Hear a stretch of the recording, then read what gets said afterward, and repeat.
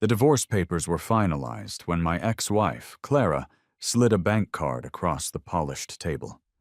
Her posture was stiff, an attempt to project an air of control. "There's $200,000 in there," she said, her voice flat. "It should be enough for you to live on for a little while, Leo. Consider it a gesture of goodwill." Her new partner, Marcus, placed a hand on her shoulder, a gesture that was meant to look supportive but came across as possessive. His gaze met mine, and I could see the poorly disguised satisfaction there.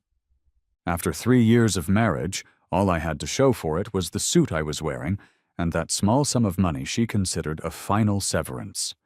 In Clara's version of our story, she was the brilliant architect of Innovate Dynamics, a company she had supposedly built from nothing into a business worth a fortune. I was, in her eyes, a dependent she had carried, a simple man she had outgrown, and was now graciously cutting loose. She had no idea that the company she took so much pride in was merely a project my mother had arranged for her, a safe environment to test her skills. She also didn't know that the legal owner of that company from the very first day had always been me, Leo Sterling. The sunlight felt harsh as I stepped out of the municipal building. Clara and Marcus walked ahead of me, already looking like a power couple as they got into the Bentley my mother had gifted her for a birthday. The tinted window lowered just enough for Marcus to give me one last look, a smug grin on his face as he mouthed a simple, silent insult. "Loser." I stood on the curb and watched the car disappear into traffic, my face devoid of expression. I looked down at the bank card Clara had left me. $200,000. It felt less like a gesture of goodwill and more like a pittance meant to soothe her own conscience. I left the card on the public bench beside me and walked away, leaving it behind just as I was leaving our marriage. My phone vibrated a moment later with a text from her. "Out of respect for what we had, you can keep everything in the house. I need you to be moved out within 3 days. Please don't make this complicated." A dry, humorless laugh escaped me. The waterfront house in the most desirable part of the city. She genuinely believed she had purchased it through her own success, which was why she felt so magnanimous in letting me keep it. She didn't realize the original deed had been in my family's possession the whole time, with my name listed as the sole owner. The monthly mortgage payments she made so proudly? They were transferred directly into a private account managed by my mother, who had framed it as an exercise to help Clara learn financial discipline. It was also absurd. I didn't go back to the house. Instead, I collected a small suitcase I had packed earlier and took a taxi to a quiet luxury hotel downtown. After checking in, I lay down on the large, comfortable bed and stared at the ceiling, allowing my mind to be completely empty for what felt like the first time in years. The entire 3-year marriage replayed in my mind like a strange, disjointed film. I truly believed I had married for love, that I had found a partner with incredible drive and ambition. To support her, I had consciously set aside my own background, learning to cook the meals that would help her de-stress, managing our home so she could focus entirely on her work, and offering a steady presence as her company grew. My mother had voiced her concerns early on.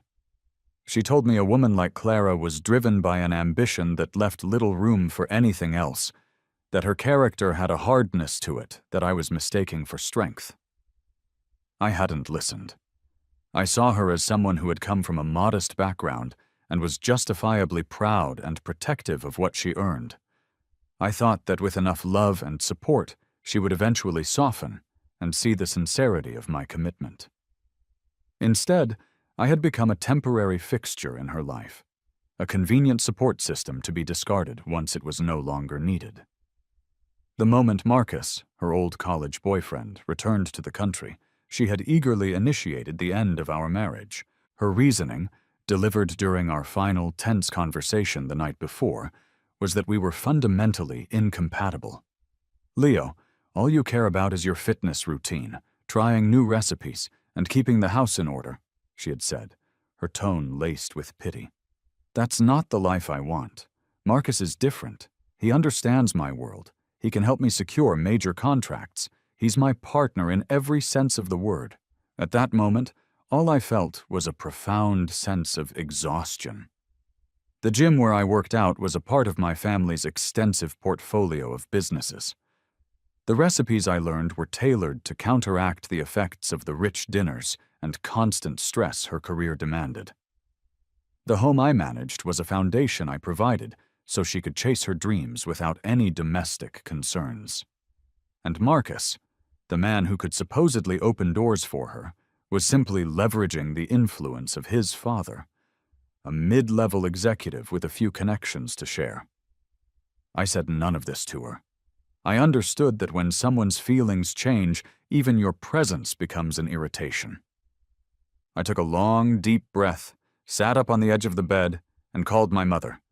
She picked up on the first ring. "Leo, is it over?" Her voice was calm and steady, as always. "Yeah, Mom, it's done," I replied, my own voice sounding rough to my ears. A brief silence passed between us before she sighed, a sound filled with sympathy. "You've been through a lot, my dear. It's time to come home. Your father made your favorite ribs." Hearing those simple words, a warmth spread through my chest, and against my will, my eyes began to burn. The following day I returned home, not to the comfortable but unremarkable suburban house that Clara believed my parents lived in, but to the Sterling estate, a sprawling property nestled in the city's most private and affluent neighborhood. As the car moved slowly up the long driveway, the butler, already waiting, opened the door for me. "Welcome home, Mr. Leo." I gave him a small nod and walked into the main residence, a place I hadn't stepped inside for 3 years.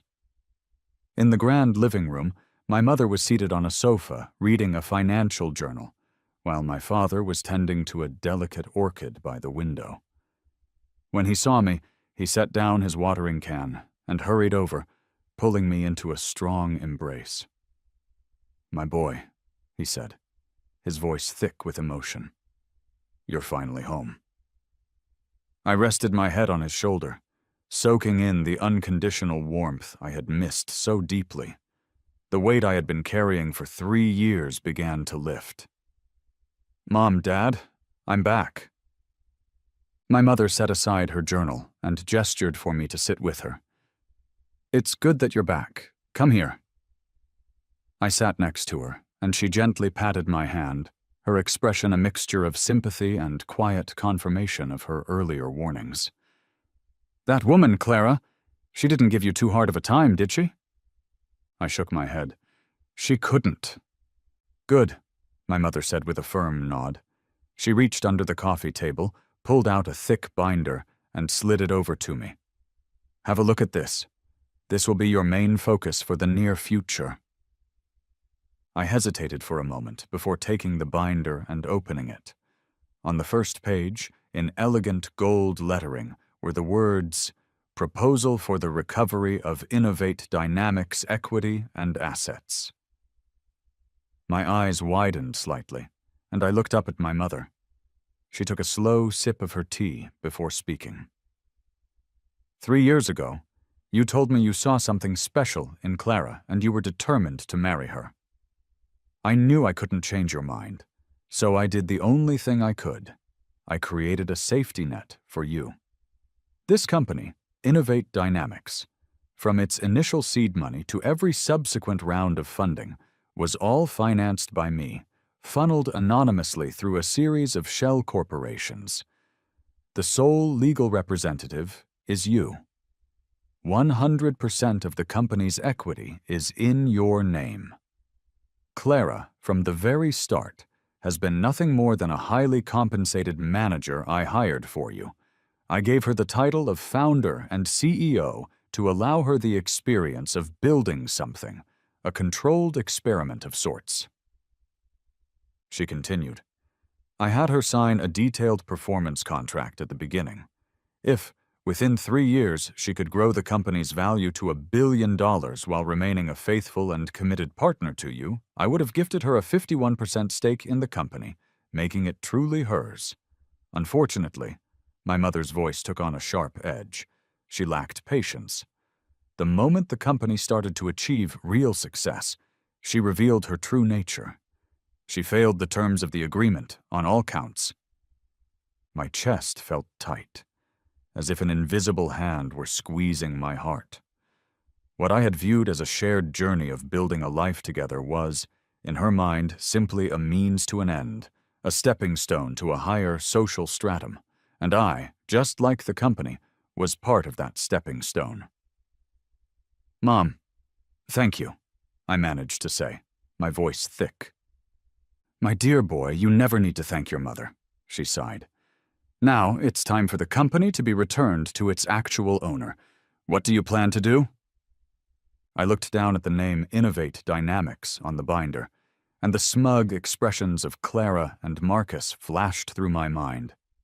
A quiet determination settled over me, and a slow, humorless smile touched my lips.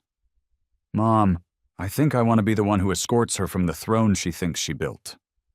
My mother nodded, a look of approval in her eyes. "Good. That's my son. Do what you need to do. The entire Sterling Group is at your disposal." For the next month, I effectively disappeared from the life I had been living. I declined all social invitations and dedicated myself entirely to work and study. My mother arranged for the best private tutors to get me back up to speed on finance, corporate law, and executive management. My days were meticulously scheduled. I began to revive all the skills I had allowed to go dormant for Clara's sake. The casual, comfortable clothes in my wardrobe were replaced with impeccably tailored suits. Every morning began with a rigorous session with a personal trainer, followed by hours in my study, where I began managing several smaller subsidiaries of the Sterling Group to familiarize myself with the operations. My mother had given me one of the group's companies to run as a practical exercise, pushing me to reacclimate as quickly as possible. The reflection in the mirror began to change. The easygoing man who centered his life around his home was gone.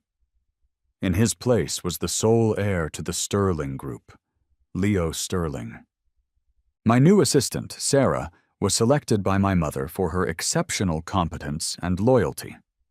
Each day she provided me with a detailed report on the activities of Clara and Innovate Dynamics.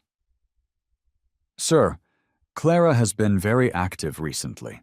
She is preparing for the company's Series C funding round and has plans to file for an IPO before the end of the year. She has also publicly announced that Marcus will be joining the company as the Director of Brand Strategy under the title of Founder's Partner." "Founder's Partner?" I let out a soft, mocking laugh. She has a flair for titles. "Yes, sir. The business journals are calling them a power couple and a perfect match," Sarah reported, her professional tone unwavering. I lifted my coffee cup, blowing gently on the surface. "Let her have her moment. The higher one climbs, the more it hurts to fall." "Sir, when do we plan to intervene?" "Not yet," I said, setting my cup down, my thoughts clear and focused. "We'll wait. Let her secure the Series C funding. Let her get as close as possible to her dream of taking the company public. Then, and only then, will we dismantle it." I wanted Clara to feel the dizzying height of her perceived success just before she experienced the feeling of having it all pulled out from under her. I wanted her to understand that everything she thought she had earned was, in fact, given to her. And what I can give, I can also take away. As the weeks went on, Clara and Marcus grew more visible in the public eye. They granted interviews to several prominent business magazines, detailing Clara's supposed journey from humble beginnings and their storybook romance. In the accompanying photos, Clara looked radiant and victorious, with a handsome Marcus by her side, a large diamond ring prominently displayed on his hand. The headlines were almost comical in their dramatic flair. From 0 to $1 billion vision in 3 years and love and ambition. The CEO and her elite partner. Reading these articles, I felt a sharp sense of irony. My ex-wife was using my family's resources and company to elevate her new lover, while I was being portrayed in her narrative as the simple, unambitious husband she had to leave behind to achieve her destiny. Sarah placed a file on my desk. "Sir, this is the list of investors participating in the Series C funding round for Innovate Dynamics." I picked it up and saw that the lead investor was a well-regarded venture capital firm, supported by several other respected investment groups. "The total funding is for $500 million, Sarah added. I nodded slowly. Clara has always been excellent at selling a vision. "Sir, she's already started preparations for the IPO roadshow. The marketing materials are everywhere, positioning Innovate Dynamics as the most promising tech startup of the year." "Promising," I echoed with a faint sneer. I closed the file and gave Sarah my instructions. "Arrange a meeting for me with the principals of each of these investment firms. Tell them Leo Sterling of the Sterling Group would like to have a conversation with them." Sarah's eyes showed a flicker of understanding. "Right away, sir." "Clara, you think you've secured your path to the stock market? You're mistaken. You've only purchased a ticket to your own unraveling." A week later, I met with the heads of the investment firms at an exclusive private club in the city. They were, for the most part, astute and professional women who seemed intrigued by my request for a meeting. They couldn't quite understand why the heir to the Sterling Group, a conglomerate known for its holdings in traditional industries, would take a sudden interest in a tech startup like Innovate Dynamics. I didn't bother with extended pleasantries. "Ladies, thank you for making time to meet with me. I wanted to discuss your investment in Innovate Dynamics." Miss Wallace, the partner from the lead VC firm, offered a polite smile. "Mr. Sterling, are you interested in Innovate Dynamics as well? It seems Miss Clara's reputation precedes her, even catching the attention of the Sterling Group." I raised my teacup, took a small sip, and spoke in a calm, even tone. "You misunderstand, Miss Wallace. I'm not interested in investing in Innovate Dynamics. I'm here to inform you that your current investment is at risk of being entirely lost." As soon as the words left my mouth, the relaxed atmosphere in the room evaporated. Miss Wallace's expression became guarded. "Mr. Sterling, I'm not sure I understand what you're implying." I said nothing, instead giving a slight nod to the lawyer who had accompanied me. He stepped forward and distributed a set of prepared documents to each of the investors. "Please, take a look. These documents include the original business registration for Innovate Dynamics, its official equity structure, and the deeds to its primary assets." The women began to look through the documents, their expressions shifting from skepticism to shock, then to outright disbelief as they saw the name Leo Sterling clearly printed as the legal representative and sole shareholder. Miss Wallace shot to her feet, her hand trembling as she pointed at the papers. This can't be right. Clara assured us she was the founder and majority owner." My lawyer spoke coolly. "Miss Clara is a contracted employee of my client, Mr. Leo Sterling. She holds 0 equity in the company. Her public claims to the contrary constitute commercial fraud. We have evidence to suggest she has used a false identity and misleading information to illegally raise capital. As per her employment agreement, my client reserves the right to terminate her contract at any time and assume direct control of the company." The room was utterly silent. The investors, who had been confident just moments before, now looked pale and shaken. $500 million. If that investment were to disappear, they would have a great deal to answer for. Mr. Sterling," Miss Wallace's voice was now strained. "We were clearly misled. Is there any way to rectify this situation?" I set down my teacup and offered a small, reassuring smile. Of course. There is a way forward. I looked at each of them in turn. I am announcing the Sterling Group's official acquisition and restructuring of Innovate Dynamics.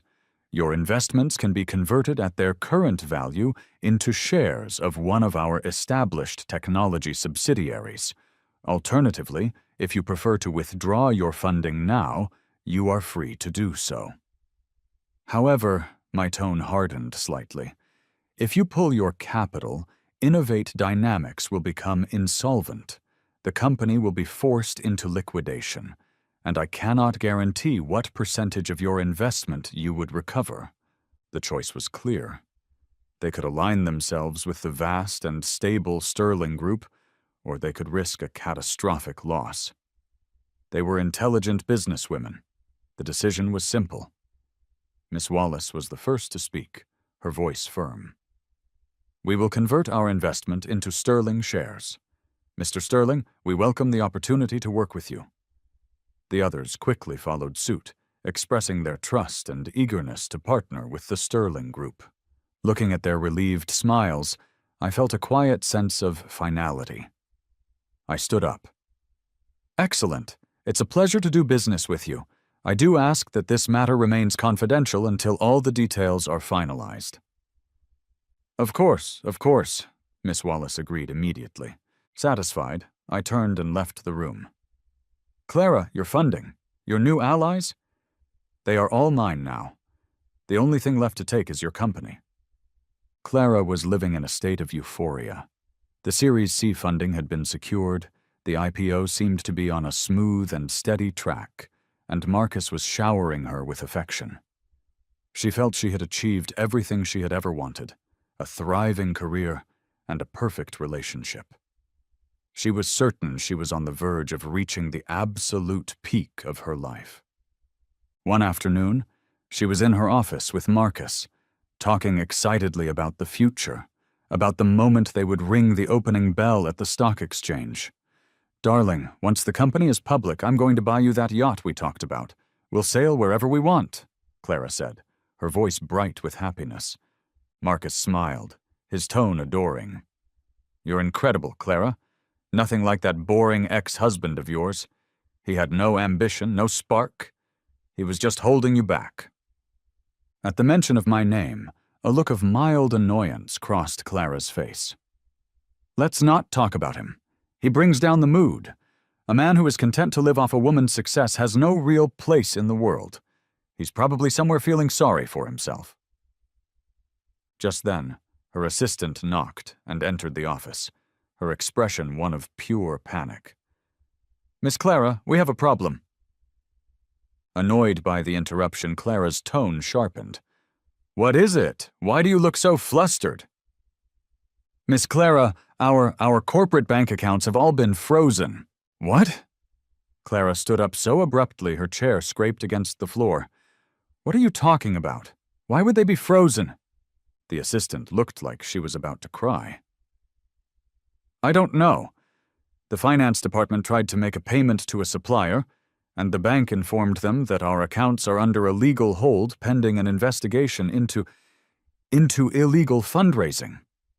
That's ridiculous, Clara shouted.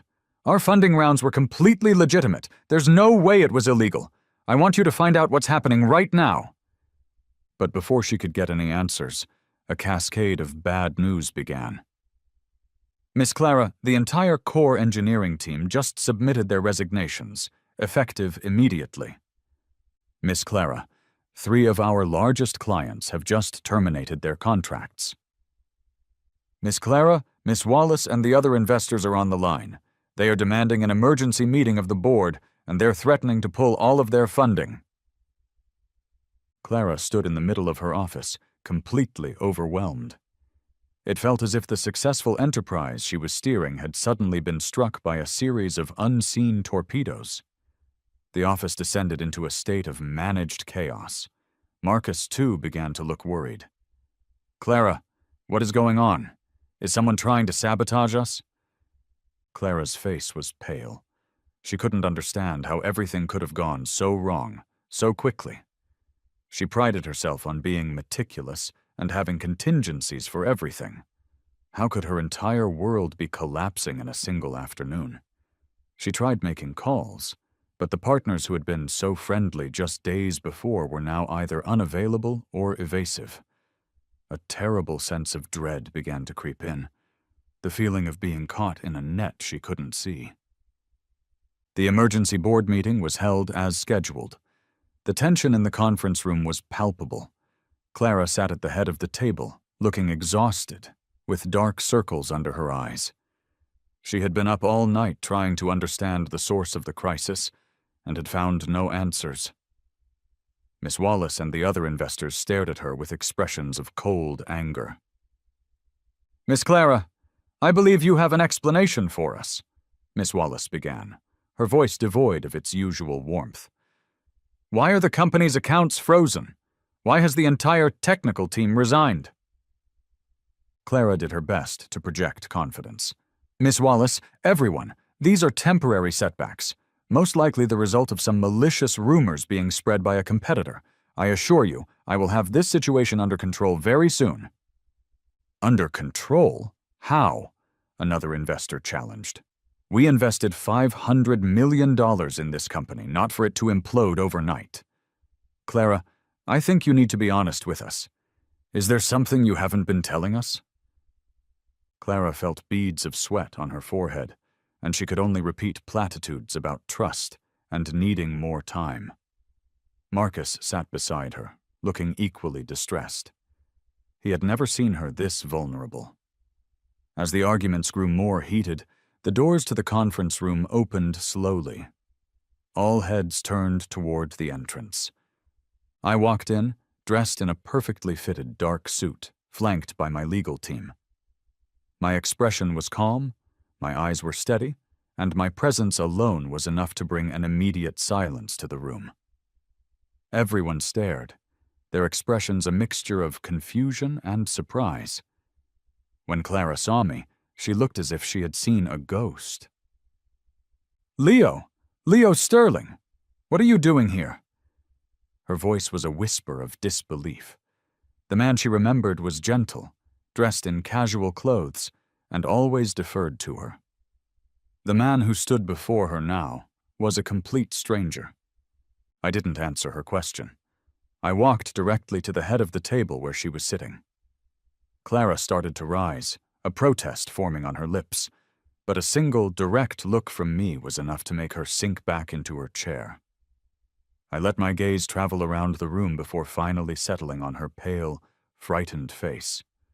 My voice was even and clear when I spoke.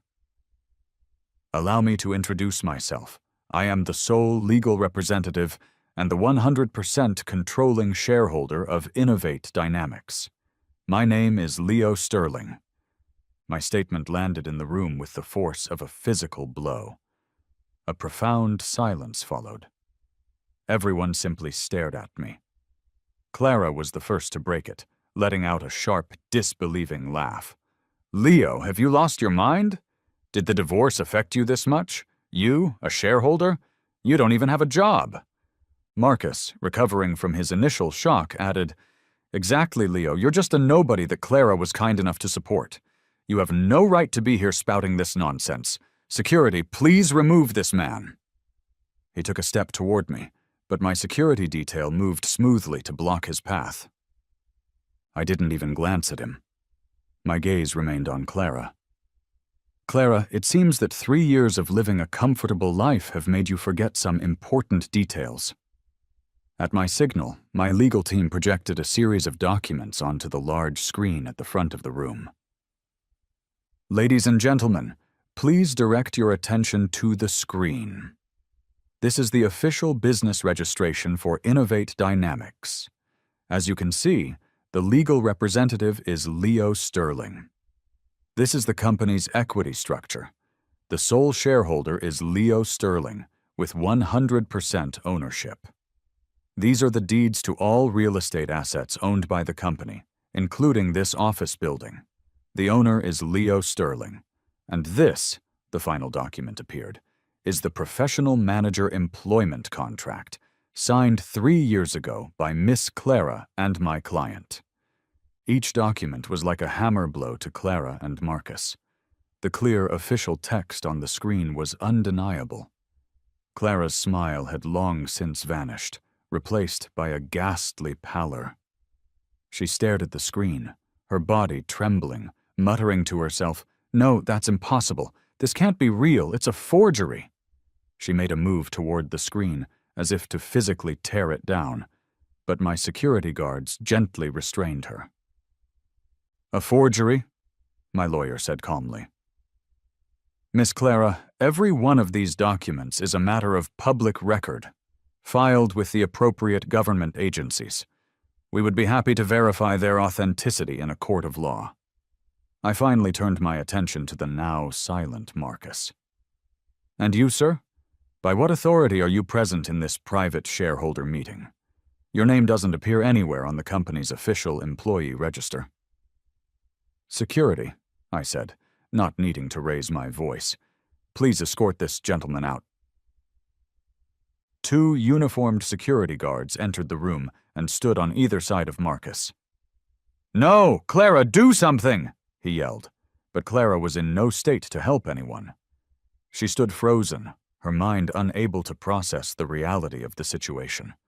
Only after Marcus had been forcibly removed did she seem to snap out of it, turning to me with a look of dawning horror.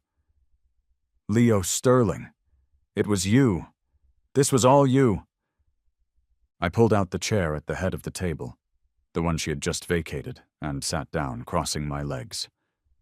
"A plan, Clara. You overestimate your importance. I am simply reclaiming what has always been mine." My gaze swept over the other investors, who were now sitting perfectly still, hardly daring to breathe. I then turned back to her. "As for you, Miss Clara, as the now former CEO of Innovate Dynamics, you have committed several serious breaches of your employment contract. First, by fabricating your status as the company's founder, you engaged in fraudulent marketing that has damaged the company's reputation. Second, without the approval of the sole shareholder, that would be me, you misappropriated company funds to purchase luxury items for yourself and your partner, which constitutes embezzlement. Third, you attempted to take a company that does not belong to you public, which is a clear case of commercial fraud." With each point I listed, Clara's face grew paler. By the time I had finished, she was swaying slightly on her feet. "My legal team has compiled all the necessary evidence," I said, my voice clinical and detached. "I am now officially informing you that your employment is terminated. Out of respect for the fact that we were once married," the words felt bitter in my mouth, "I will offer you 2 options. 1, you disappear from my life immediately. I will not pursue the matter of the company assets you've misused. You can consider it your compensation for the last 3 years. 2, we can settle this in court. In that scenario, you will not only have to return everything you have taken, but you will also face the possibility of prison time. The choice is yours." Clara's body seemed to give out, and she sank to the floor. Everything she had built her identity on, her career, her wealth, her status, had disintegrated in a matter of minutes. She was not a self-made titan of industry. She was a character in a play, a test subject in an experiment designed by my mother. The overwhelming weight of humiliation and despair crushed her. She looked up at me, her eyes red-rimmed and hollow. "Why, Leo, why would you do this to me? What did I do to deserve this?" Hearing that question, I laughed, a deep, genuine laugh that came from my chest. "What did you do?" I stood up and walked over to where she sat on the floor, looking down at her. "Clara, you used my family's money to build your career. You lived in my family's home, and you ran my family's company. Then you told me I wasn't good enough for you, that I couldn't keep up with your life. You took the money I provided and used it to support your lover, making him a director in my company. You portrayed me to the world as a lazy freeloader to build up your own narrative, and now you ask me what you did? My voice grew quiet, each word deliberate. Clara, your greatest mistake wasn't falling out of love with me. It was your insatiable greed, paired with a stunning lack of awareness. You enjoyed all the benefits I provided while deluding yourself into believing you could simply discard me and keep everything for yourself. Life doesn't work that way. I stopped looking at her and gestured to the guards. Please escort her out. From this day forward, she and the aforementioned Mr. Marcus are permanently barred from this building. Yes, Mr. Sterling. The guards lifted the limp form of Clara from the floor and carried her out. She offered no resistance, her eyes remaining fixed on me with a vacant, shattered expression. After she was gone, the atmosphere in the room remained tense. Miss Wallace and the other investors sat in silence, now fully understanding the magnitude of their misjudgment. They had invested in a manager, not a founder. The real owner was sitting right in front of them. Ladies, I said, returning to my seat, my voice calm once more. My apologies for that display.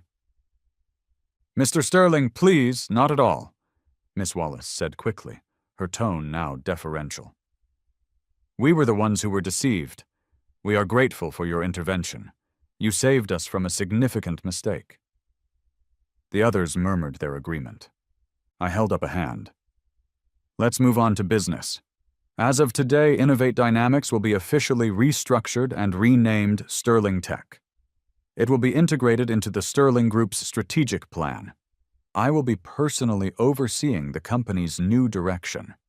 As for your investments, I looked at them. Our previous agreement remains. You can convert them into shares of an existing Sterling subsidiary, or you can choose to remain with Sterling Tech as its first new shareholders. I can assure you that under my direction, the future of this company will be far more substantial than any vision Clara ever sold you. My words were spoken with a quiet confidence that was not arrogance, but a statement of fact backed by the immense resources of the Sterling Group. What Clara had struggled to build, I could amplify tenfold with the full support of my family's empire. Miss Wallace and the others exchanged a quick look before making their decision. We will stay with the new company. We have full confidence in your leadership, Mr. Sterling. It was the only logical choice. Excellent, I nodded. In that case, welcome to Sterling Tech. A crisis that could have destroyed the company was not only averted, but had become an opportunity to consolidate my control and set a new, more ambitious course. After the meeting, Miss Wallace approached me and respectfully offered her personal business card. Mr. Sterling, if there is anything you ever need, please do not hesitate to call. I accepted the card with a faint smile. Thank you, Miss Wallace. I look forward to working together. After everyone else had departed, I stood alone by the large window in the conference room, looking out at the sprawling city below. From this day forward, this was my domain. The version of Leo Sterling who had been cast aside was gone. In his place stood the chairman of Sterling Tech. Clara's fall from grace was swift and total. The story became the talk of the business community. One day she was the celebrated CEO, and the next she was a cautionary tale. The same media outlets that had praised her ambition now dissected her downfall with relish. Old stories from her past began to surface, rumors from her university days, whispers of unethical business practices in her early career. Someone photographed Marcus with another wealthy socialite, having clearly abandoned Clara the moment her fortune disappeared. The internet was filled with unflattering headlines. The billion-dollar deception, how a CEO was exposed as a glorified manager, and from the penthouse to penniless, a modern Icarus story. I had Sarah compile the articles for me, but I found I had little interest in reading them. There was no satisfaction in it, only a sense of grim finality. Meanwhile, I focused on rebuilding the company. The first step was a complete overhaul of personnel. All of the unqualified cronies Clara had hired were let go. The talented engineers she had alienated, I met with personally, offering them significantly better compensation and a stake in the company's future. A new, more experienced management team was brought in, and the company's culture was transformed almost overnight. Next, I restructured the business itself. I canceled the impractical IPO plans and redirected the company's resources toward research and development. Leveraging the Sterling Group's network, we secured several major contracts that had previously been out of reach. The company's financial health stabilized and began to improve rapidly. In just 1 month, Sterling Tech was a completely different entity, stronger and more focused than ever before. One afternoon, I was in my office when the front desk called, the receptionist's voice hesitant. "Mr. Sterling, there's a woman named Clara downstairs. She's insisting on seeing you. She says if you won't see her, she's going to kneel at the building's entrance until you do." The pen in my hand paused. Clara. I felt a wave of irritation. "Have security handle it. If she causes a scene, call the police." "But Mr. Sterling," the receptionist added quietly, "there are reporters gathering outside." I frowned. So this was her new strategy. Public humiliation, hoping to shame me into a response. I walked over to the window and looked down. I could see her at the main entrance, looking thin and disheveled. She was kneeling on the pavement with a cardboard sign that read, "Leo, I was wrong. Please forgive me." A crowd of reporters surrounded her, their cameras flashing. She ignored them, staring up at the building and muttering my name over and over. I felt a mix of pity and disgust.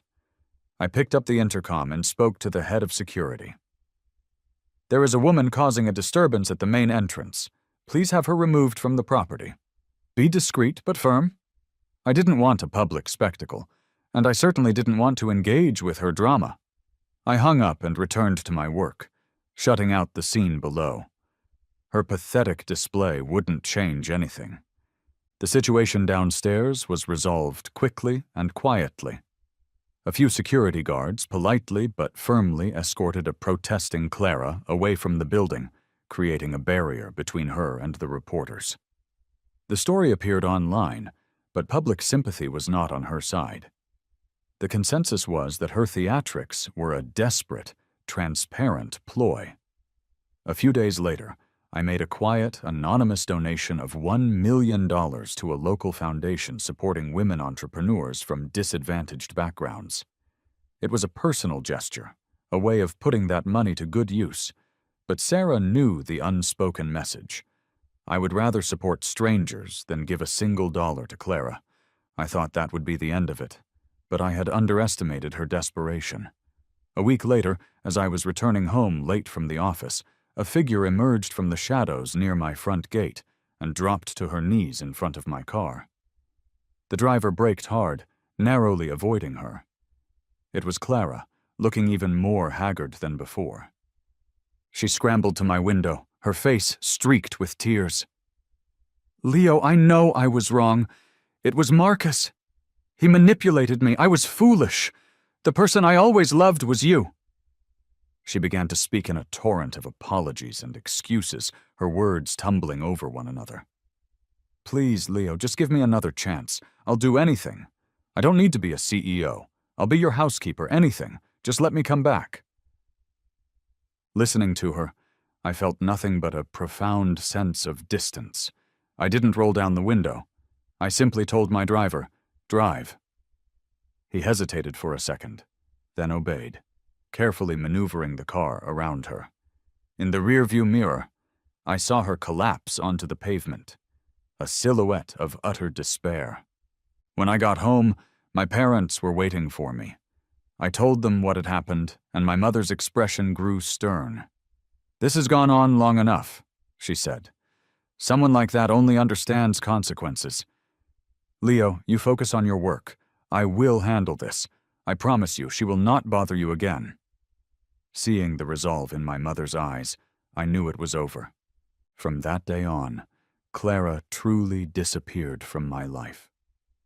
I heard secondhand that my mother's legal team had quietly compiled a comprehensive file on every questionable action from Clara's past. The evidence was presented not to the police, but to Clara herself, along with a permanent restraining order. Faced with the threat of total ruin and legal repercussions from multiple parties she had wronged, she finally vanished.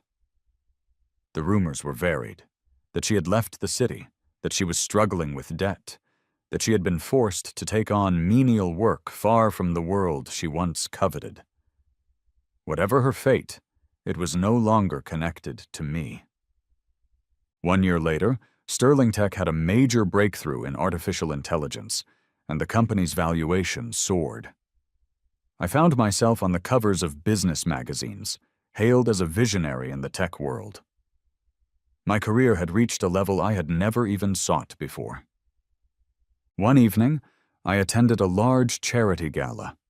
The ballroom was filled with the city's most influential people. As I moved through the crowd, exchanging pleasantries, a figure in a far corner of the room caught my eye. A waitress was struggling to clean up a spilled drink. Her movements were clumsy, and she earned a sharp reprimand from a supervisor. Even though she was gaunt and her face was worn with fatigue, I recognized her instantly. It was Clara. I had never imagined I would see her again, especially not like this.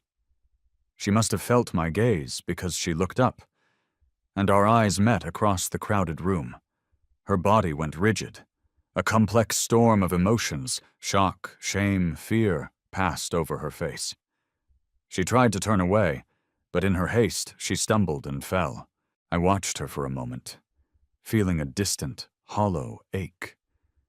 There was no triumph, no satisfaction, only a deep and abiding sadness for what we had both lost.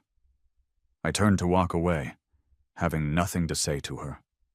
But she scrambled to her feet and rushed toward me, her voice a rough whisper. "Leo." My security detail moved to intercept her, but I held up a hand. Everyone around us had stopped to watch. I walked over to where she stood, her face a mask of humiliation. "What is it you want to say, Clara?" I asked, my voice quiet. Tears welled in her eyes. "Leo, I was wrong. I know that now. This past year, it's been hell. No one will hire me. I have nothing. I regret everything. For the love we once had, please, just give me a chance. Any kind of job. I can't live like this." I listened patiently until she was finished. Then I looked into her eyes and spoke, my voice soft but firm. "Clara, do you ever think about how I felt a year ago, when you asked me to leave with nothing? Do you ever think about how it felt to watch you and Marcus build your public image at my expense?" Her lips trembled. "You don't regret hurting me," I continued, not unkindly. "You regret losing. Your remorse isn't for me, it's for the life you lost. If you were still the CEO of a successful company, you wouldn't give me a second thought. You chose your path, Clara, and this is where it led. I can't give you another chance because the man you're asking is no longer here. He left a long time ago." Her face crumbled, because she knew that every word I spoke was the truth. "I wish you peace," I said, and it was true. I turned and walked away without looking back, leaving her standing in the middle of the opulent ballroom. My mother met me by the door, and we left together. The sound of Clara's quiet sobbing faded behind us. The ride home was silent. "Are you all right?" my mother finally asked. I looked out at the passing city lights and nodded. "I am now, Mom. It's really over." To me, she was like a painful memory that had finally lost its power to hurt. All that was left was a sense of relief. My mother smiled. "I'm glad to hear that. A person's character is their destiny, Leo. She was always destined for a fall. You were destined for something more." The next morning, I was at my office at the usual time. The sun streamed in through the windows, filling the room with light. Sarah came in with a new project proposal. Mr. Sterling, the team worked all weekend on this. It's the development plan for our next generation technology. I took the file and began to read.